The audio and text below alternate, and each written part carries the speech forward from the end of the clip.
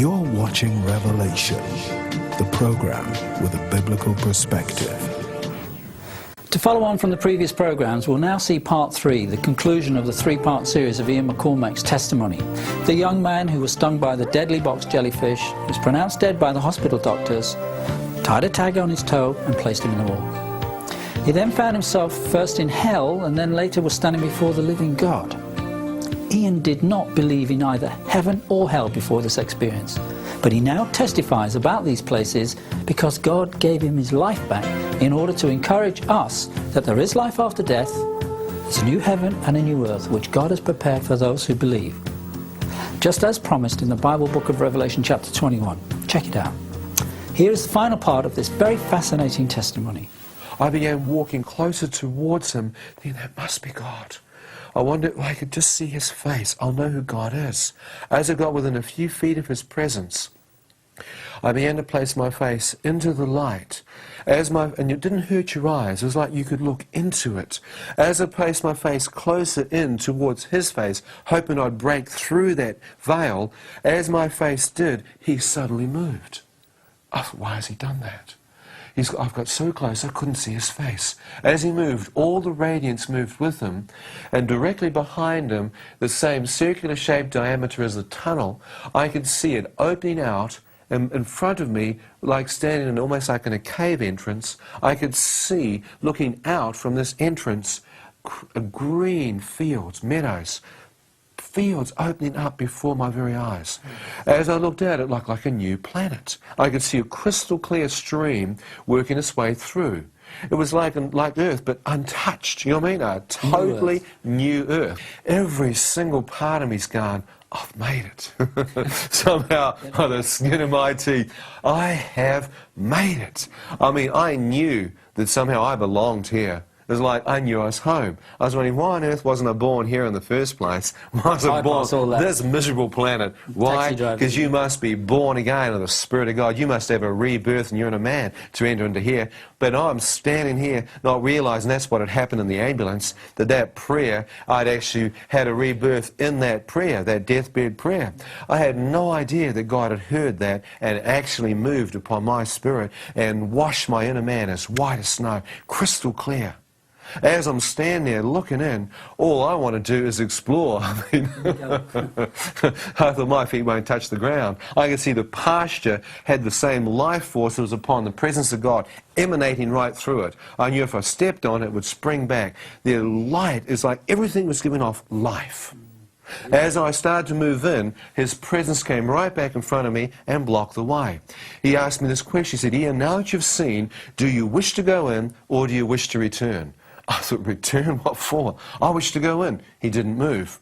I said, I have no one to return for. I'm a single man. I am not married. I have no children, well, none that I know of. Please allow me in. He didn't move. Because I thought if God, knew my life, he'd know that maybe I've fathered some child illegitimately. I thought maybe I've wrecked some young girl's life. And God knows that. He wants me to go back and father that child. And when you're standing before God, you're not some big smart aleck or mouthing off. You just know he can see you and you just want to be right. I thought maybe I've done something wrong. I've got to go back. As I stood there, he didn't move. I said, God, I don't owe any money. Please allow me in. No mortgage, no debt. Still nothing. I said, in my life, no one's ever loved me. No one in my life has ever truly loved me. Your love has touched my heart. I've never felt such pure love. Can I stay here? I have no desire to go back. Everyone wants to manipulate you, control you, hidden agendas, strings attached. But your love and acceptance is the most pure thing I've ever found in my life. No one's ever cared for me like that. No one's ever loved me like that. I have no one to return for. He didn't move. So I thought, then permit me to say one last thing, goodbye cruel world, and I was going to take my chances and try and step through the light and hope that God wouldn't stop me. As I looked back to do that, directly behind me, God showed me a vision of one person who loved me, one person who not only cared for me and accepted me, but had prayed for me all the days of my life. As I looked at her, I saw my mother in a clear vision right behind me. The moment I saw her, I thought, man, if I am dead, what's going to happen if I do step through? If I do step through, could I tell my mum that I made it? Could I communicate with her from this place? I thought, I don't know. I don't want to risk it. I thought, if I am dead and I step through, will my mother have any idea that in that ambulance I prayed? Will she have any idea that I gave my life to God and that God could forgive me? And I thought, no, she'll think a heathenistic son went straight to hell. She'd have no reason to believe I'd pray. Why? My lifestyle is completely antichrist stuff. As I stood there, I thought, God, I wish to return for my mum. I've led such a selfish life. I want to return and tell her what she believes in is real. If I come back, I'll find, you know what I mean? If I go back, I'll find out where this place is, and I'm coming back whether anyone believes me or not. I mean, whether anyone believes me, I don't really care. I know if I died right now, I'm out of here. I'm going to go straight up into His presence, because I know that I've made peace with my Maker. I know that He has forgiven me, accepted me, and I know that He'll take me back into His presence. Total assurance in my heart, not an ounce of fear of death in me. And as I stood there, I said, God, you know what I mean, how do I return? You know what I mean, tell my mum. He said, son, if you wish to return, you must see things in a new light, from His eternal perspective, not my own. And see, when the love of God comes into you, you start to see and love people from a totally different place. And I said, well, then how do I go back down that tunnel? As I looked back towards it, directly behind me now was not only my mum, and I see now my dad, my brother and my sister, like a clear vision, with thousands and thousands of other people. Never seen before in my life. I said, God, what are all these people? He said, Ian, if you don't return, many of these people will most likely not step foot inside a church any longer to hear my name. I said, church? Well, neither would I. I don't even know these people. I know my mum. I wish to return for her. I love her. He said, Ian, I love these people. I desire all of them to come to know me. And I thought, what? See, my heart was like, you know, look after your own. Here, God's telling me His heart is for everyone. And I just see hundreds of thousands of people. I had no idea what I'm fully seeing, but I just know the heart of God reaching out towards all these other people. I said, well, God, I don't know about them, but how do I go back down that tunnel, back into darkness and back into my physical body? I don't even know how I came here. He said, son, tilt your head. Now feel the liquid drain from your eye. Now open your eye and see.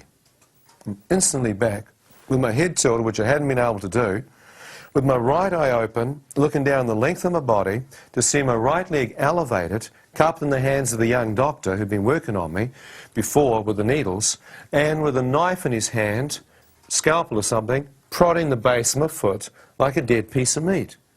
As I open my eye and see this happening, I thought, what's happened? God, I think I'm dead or something? What on earth's He doing with my foot?